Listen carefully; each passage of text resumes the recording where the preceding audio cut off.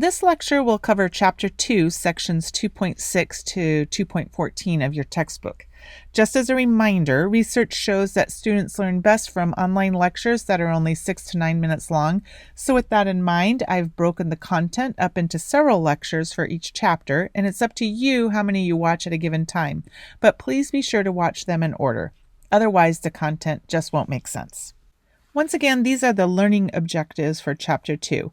In this lecture, we will discuss how to configure the body of a web page with headings, paragraphs, line breaks, divs, lists, and block quotes, and configure text with phrase elements. These are the additional learning objectives for Chapter 2.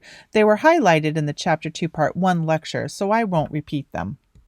In HTML, heading elements are used for headings. There are 6 different heading elements from the H1 through the H6. So if you have a web page about animals and you have a section on dogs with content below it, the word dogs would be marked as a heading for that content.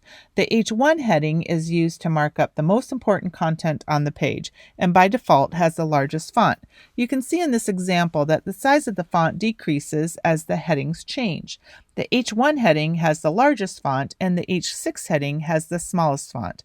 This is because the H1 heading is used for headings of the most importance, and the H2 through H6 are used as the importance of the heading goes down.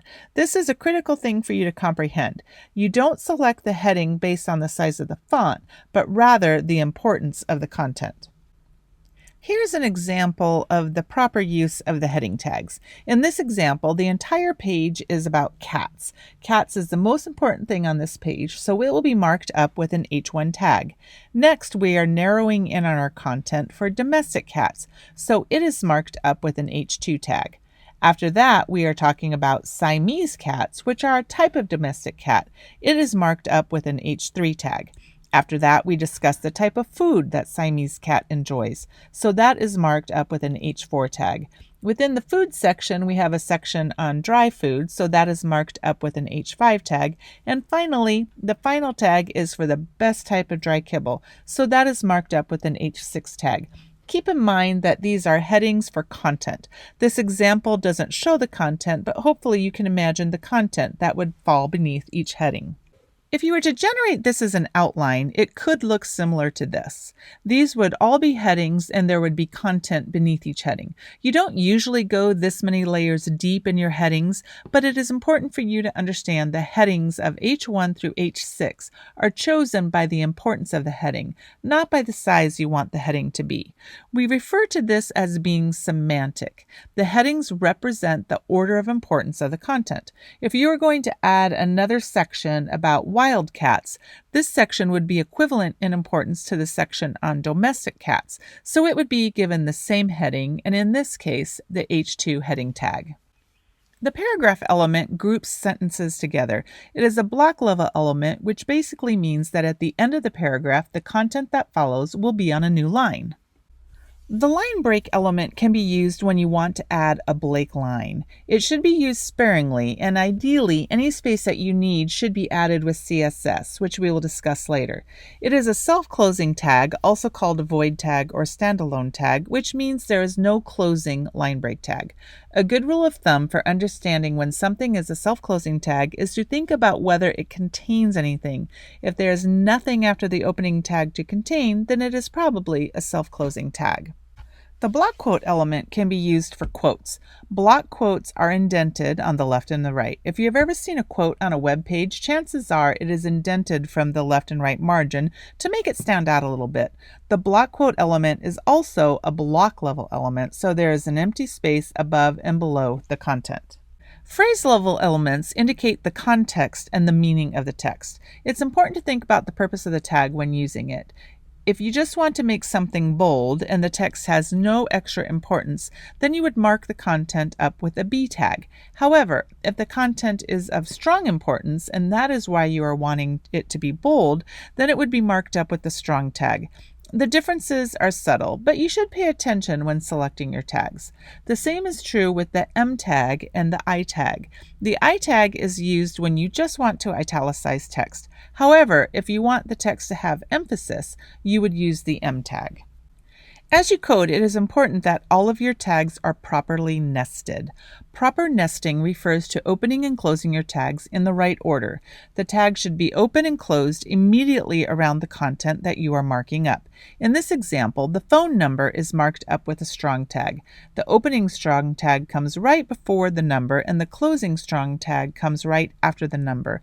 The entire sentence is in italics, and the opening I tag is at the beginning of the sentence, and the closing I tag is at the end of the sentence after the closing strong tag. The paragraph tag wraps everything. Another way you can check is that the tags close in the reverse order of opening. In this example, you have an open P, open I, and open strong, and then a close strong, close I, and close P. This is an example of properly nested code. The next few slides are going to cover HTML lists. There are times when you need to code a list. HTML has 3 list types: the unordered list, the ordered list, and the description list, which was formerly called the definition list. The unordered list uses a list marker before each list entry. The default list marker is the round solid bullet. However, there are other choices available, such as a square or open disk. You can also use a small image for your bullet points as well. In this example, you can see it is an unordered list, so we are using the tag UL. The unordered list contains list items, and in this case, the list items are TCP, IP, HTTP, and FTP. So those are all contained in the list item tags. This is the code for the unordered list in the previous slide. The first line has the opening UL tag, which stands for unordered list. Next comes the list items, identified by the LI tags. Between each open and closing LI tag is the content for the list item. After the list items comes the closing UL tag. The code on the left generates the unordered list on the right.